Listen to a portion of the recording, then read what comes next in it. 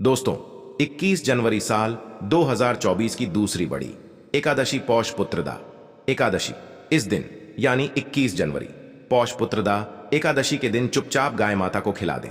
यह एक छोटी सी चीज रोडपति भी होंगे, करोड़पति मिलेंगी, सभी संकटों और कष्टों से मुक्ति, मृत्यु दंड पितृदोष तुरंत होगा खत्म, पूरे साल आपके घर में भरे रहेंगे अन्न धन के भंडार। भगवान श्री हरि विष्णु जी और माता लक्ष्मी जी के आशीर्वाद से आपकी 7 पुश्तें तक करेंगी आपके रुपयों पैसों पर राज। जी हाँ दोस्तों, 7 पीढ़ियों तक बैंक बैलेंस बढ़ता चला जाएगा, सभी दुख दर्द और संकट कष्ट दूर हो जाएंगे और समस्त सुख आपके पास आ जाएंगे, सभी सुख आपके कदम चूमेंगे। यदि आप मात्र यह एक छोटी सी चीज 21 जनवरी यानी कि पौष पुत्रदा एकादशी के दिन चुपचाप गाय माता को खिला देते हैं, यकीन मानिए जीवन से तत्काल गरीबी खत्म हो जाएगी, गरीबी दरिद्रता का नामो निशान खत्म हो जाएगा और आपके जीवन में आपको अपार धन सुख संपत्ति की प्राप्ति होगी। 7 पीढ़ियों तक किसी भी प्रकार की कोई कमी आपको नहीं रहेगी, आपके जीवन से सभी दुखों का अंत हो जाएगा, क्योंकि बहुत ही दुर्लभ संयोग में है इस बार जो साल की दूसरी एकादशी है पौष पुत्रदा एकादशी। यकीन मानिए गाय माता से जुड़े जो भी आप उपाय करेंगे आपको 100% लाभ मिलेगा, उन उपायों से लाभ मिलेगा।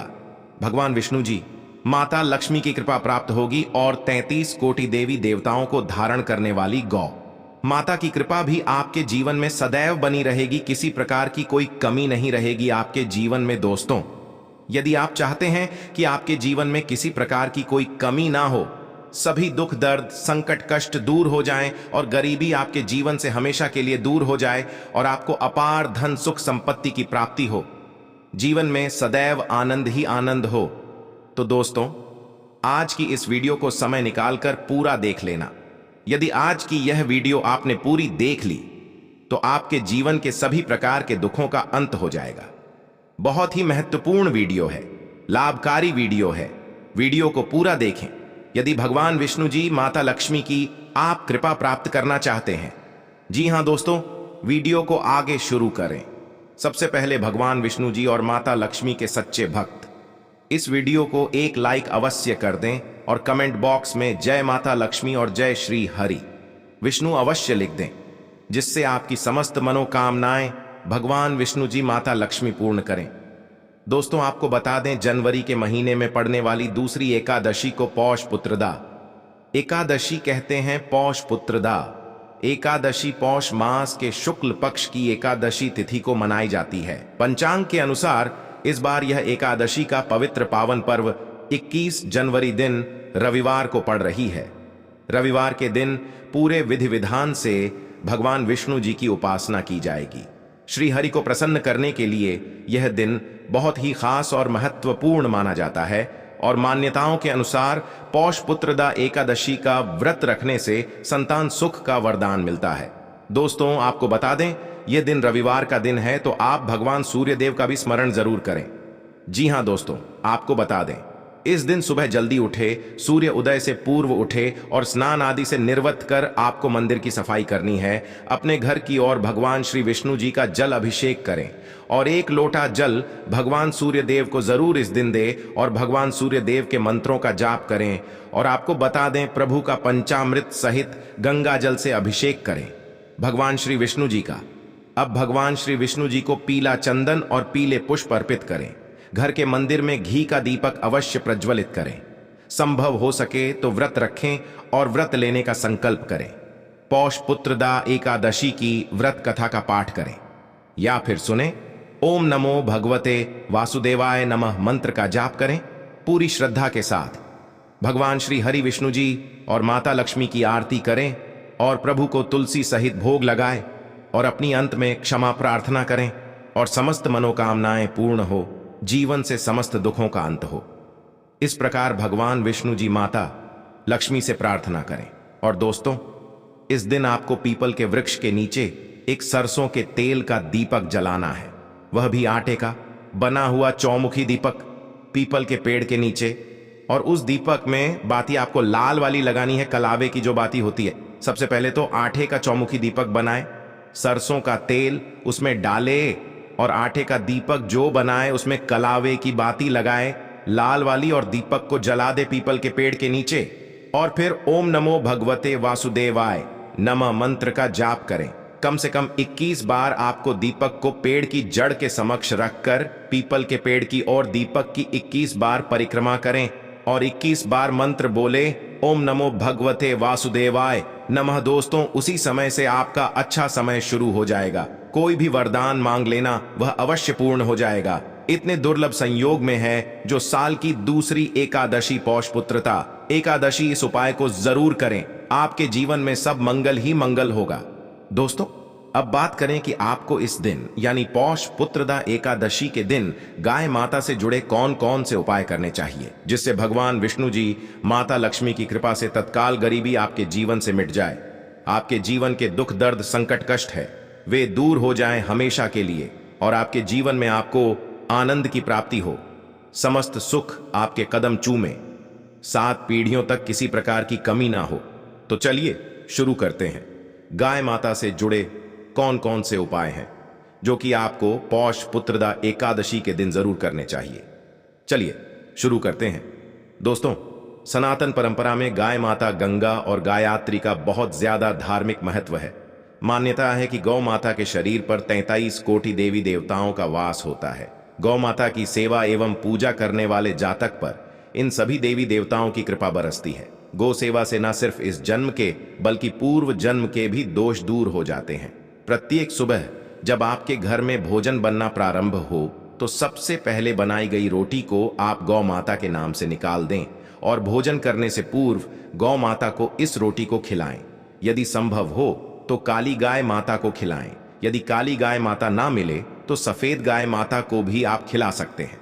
प्रत्येक पूजा और मांगलिक कार्य में गौ माता या उनसे जुड़ी चीजें जैसे गाय माता का गोबर गोमूत्र, गाय माता का दूध अथवा गाय माता के दूध से बना घी अवश्य शामिल करें। इससे आपको पुण्य फलों की प्राप्ति होगी। सनातन परंपरा के अनुसार जिस घर में गाय माता होती है उस घर से जुड़े सभी वास्तु दोष स्वतः ही समाप्त हो जाते हैं। किसी भी पूजा में गाय माता से प्राप्त पंचांग युक्त पदार्थ का उपयोग अवश्य शामिल करें, क्योंकि पंचांग के बिना कोई भी पूजा पाठ और हवन सफल नहीं होता। जी हाँ दोस्तों, गो कृपा पाने के लिए प्रतिदिन, सप्ताह अथवा महीने में परिवार समेत एक बार गौशाला जाने का नियम जरूर बनाएं और वहां गाय माता को हरा चारा जरूर खिलाएं। इससे आपको शुभ फलों की प्राप्ति होगी और साथ ही साथ गौ सेवा और गौ पूजा से 9 ग्रह शांत हो जाते हैं और इनसे जुड़े दोषों का निदान हो जाता है। गर्मियों में गौ माता को पानी पिलाएं और सर्दी में गौ माता को गुड़ अवश्य खिलाएं। ध्यान रखें कि गर्मियों में गाय माता को गुड़ ना खिलाएं। अनेक देवी देवताओं को अपने शरीर पर धारण करने वाली गौ माता से जुड़े कई शुभ और अशुभ संकेत भी होते हैं। मतलब गाय माता का दूध दहाते समय यदि गाय माता ठोकर मार दे और सारा दूध बिखर जाए तो अपशगुन होता है। यदि कोई यात्रा पर निकल रहे हो और गाय माता अपने बछड़े को दूध पिलाती सामने आ जाए तो निश्चित रूप से जिस यात्रा के लिए आप निकले हैं वह यात्रा आपके लिए अवश्य ही सफल होगी और वह काम जिसके लिए आप निकले हैं वह अवश्य ही पूर्ण होगा। यात्रा पर जाते समय बाईं ओर गाय माता की आवाज आना और रात्रि में गाय माता की हुंकार करना भी शुभ होता है। दोस्तों, साथ ही साथ गाय माता के साथ आप भूल कर भी यह काम न करें, अन्यथा मिलता है घोर नरक और जीवन भर की परेशानियां। जी हां दोस्तों, गाय माता को राष्ट्रीय पशु बनाए जाने और इन्हें मौलिक अधिकार दिए जाने की बात हो रही है तो सवाल उठता है कि गाय माता जब भारतीय संस्कृति का अहम हिस्सा है तब भी गाय माता के साथ लोग खराब व्यवहार कैसे कर लेते हैं। गाय माता दर दर भटकती रहती है, भरपेट इन्हें चारा तक लोग नहीं देते। गाय माता जब तक दूध देती रहती है तो उनकी सेवा होती है और जैसे ही दूध देना बंद कर देती है तो लोग इन्हें उनकी किस्मत पर छोड़ देते हैं, सड़कों पर और गलियों में भटकने के लिए। ऐसे में गोवंश जीवों को कोई डंडे से मारता है तो कोई उन पर पानी डाल देता है। कभी वाहनों से इन्हें ठोकर लग जाती है तो कभी बीमार होकर बेचारी गाय माता दम तोड़ देती है। ऐसे में जरूरत है इन बातों को जानने कि गाय माता को लेकर शास्त्रों में क्या कहा गया है, गाय माता के साथ आपको कैसा व्यवहार करना चाहिए। जी हाँ दोस्तों, गाय माता को कभी भी मारना पीटना नहीं चाहिए। शास्त्रों में गाय माता को माता का दर्जा दिया गया है। गाय माता को मारने पीटने वाले के समान पाप का भागी माना जाता है। ऐसे घरों को नरक लोक में वर्षों तक कष्ट भोगना पड़ता है। अगले जन्म पशु योनि में मिलता है।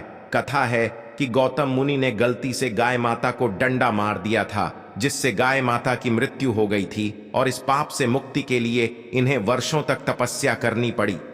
भगवान श्री कृष्ण जी ने बैल स्वरूप में आए वृता असुर का वध कर दिया था, जिससे मुक्ति के लिए भगवान श्री कृष्ण को संपूर्ण तीर्थों को एक कुंड में बुलाना पड़ा और इस कुंड में स्नान से वह पाप मुक्त हो गए थे। जी हां दोस्तों, साथ ही साथ जो लोग पानी पी रही गाय माता को भगाते हैं, वे घोर पाप के भागी बनकर नरक भोगते हैं, ऐसा पुराणों में बताया गया है। जबकि जो लोग गाय माता के लिए प्याऊ और चारा गृह बनवाते हैं, वह महाभाग्यवान होते हैं। ऐसे लोग घोर पाप से मुक्त होकर स्वर्ग पा जाते हैं और बड़े ही धनवान कुल में जन्म लेकर सुख भोगते हैं। और साथ ही साथ आराम कर रही गाय माता को कष्ट देकर कभी भी उठाना नहीं चाहिए। कहते हैं कि जिस स्थान पर गाय माता बैठी है, वहां से नकारात्मक ऊर्जा समाप्त हो जाती है। गाय माता के बैठने की जगह को जो लोग नियमित साफ रखते हैं, वह पूर्व जन्म में किए गए जाने अनजाने में पापों से मुक्ति हो जाते हैं और गोलोक में स्थान पाते हैं। गाय माता को डंडा मारकर उठाना, पानी डालकर उठाने से मनुष्य पाप का भागी बनता है और अगले जन्म में उसे दर दर भटकना पड़ता है। और साथ ही साथ शास्त्रों में बताया गया है कि गाय माता का दूध उसके बछड़े के लिए होता है। गाय माता के बछड़े से बचा हुआ दूध ही मनुष्य को लेना चाहिए। लेकिन कुछ लोग एक बार गाय माता को दूह लेने के बाद फिर से बछड़े के लिए बचा हुआ दूध भी दूह लेते हैं। ऐसा करना घोर पाप कहा जाता है। ऐसे दूध को दुहाने वाला और ग्रहण करने वाला दोनों ही पाप के भागी बन जाते हैं। दोस्तों, साथ ही साथ शास्त्रों में कहा गया है कि गोवंश यानी गाय माता और बैल के पीठ पर नहीं बैठना चाहिए। इनके पीठ पर बैठने से महापाप लगता है। ऐसे लोगों को नरक की यातना भोगनी पड़ती है।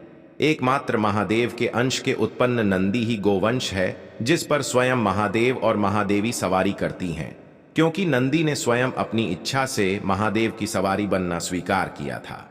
और साथ ही साथ शास्त्रों में गाय माता के दान को बहुत ही महत्व दिया गया है। लेकिन ऐसी गाय माता का दान कभी नहीं करना चाहिए जो बूढ़ी और बीमार हो। कठो उपनिषद में नचिकेता की कथा भी इस संदर्भ में है कि जिस नचिकेता ने पिता द्वारा बूढ़ी गाय माता को दान करने पर आपत्ति जताई थी, दूध देने वाली और बछड़े सहित जो लोग गाय माता का दान करते हैं, वह महान पुण्य को प्राप्त करके स्वर्ग में स्थान पाते हैं। दोस्तों, साथ ही साथ सूर्य चंद्र मंगल या शुक्र की युति राहु से हो तो पितृदोष होता है। यह भी मान्यता है कि सूर्य का संबंध पिता से एवं मंगल का संबंध रक्त से होने के कारण सूर्य यदि शनि राहु या केतु के साथ स्थित हो या दृष्टि संबंधी हो तथा मंगल की युति राहु या केतु से हो तो पितृदोष होता है। इस दोष से जीवन संघर्ष में बन जाता है। यदि पितृदोष हो तो गाय माता को प्रतिदिन या किसी भी एकादशी को या किसी पूर्णिमा के दिन या अमावस्या को रोटी गुड़ चारा आदि खिलाने से पितृदोष समाप्त हो जाता है। साथ ही साथ देसी गाय माता की पीठ पर जो कुबड़ होता है वह बृहस्पति गुरु हैं। अतः जन्म पत्री में यदि बृहस्पति अपनी नीच राशि मकर में हो या अशुभ स्थिति में हो तो देसी गाय माता के इस बृहस्पति भाग एवं शिवलिंग रूपी कुबड़ के दर्शन करने चाहिए। गुड़ तथा चने की दाल रखकर गाय माता को रोटी भी दें। इससे आपको शुभ फलों की प्राप्ति होगी। और साथ ही साथ यदि आप रास्ते में जा रहे हो और सामने से गौ माता आती हुई दिखाई दें तो गौ माता को आप अपनी दाहिनी ओर से जाने देना चाहिए। आपकी यात्रा अवश्य ही सफल होगी।